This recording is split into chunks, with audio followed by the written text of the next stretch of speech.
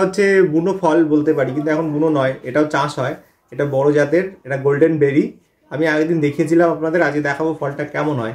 তো এটা কাঁচা থাকতে সবুজ থাকে, বাইরের আবরণটা এরকম, তো দেখতে পাচ্ছেন এরকম হয়। তো ভেতরে এতটা বড় ফল হয় না, ছোটই হয়। এবার দেখুন ভেতরটা দেখুন, এটা কি হিন্দিতে বলে রাসভারি। তো রাসভারি, এটা হচ্ছে রাসভারি বা গোল্ডেন বেরি। দেখতে পাচ্ছেন এটা সোনালি কালারের হয় বলে এটার নাম গোল্ডেন বেরি। তো এটা আর একটু রেখে দিলে আরও কালারটা গাঢ় হয়, তখন আরও ভালো খেতে হয়। তো এটা হচ্ছে রাসভারি। তো দেখুন ভেতরটা কেমন হয় আমি দেখাচ্ছি। সাধারণ এই বেগুন টেগুনের মতো যেমন ভেতরটা, সেরকম। এই এটা হচ্ছে রাসভারির ভেতরটা এরকম। তো এটা এরকমই দেখতে, আর একটু বীজ বেশি। এই বীজগুলো দিয়ে কিন্তু আমি গাছ করেছিলাম, একজন আমাকে দুটো খেতে দিয়েছিল, সেখান থেকে গাছ করা। তো কেমন খেতে?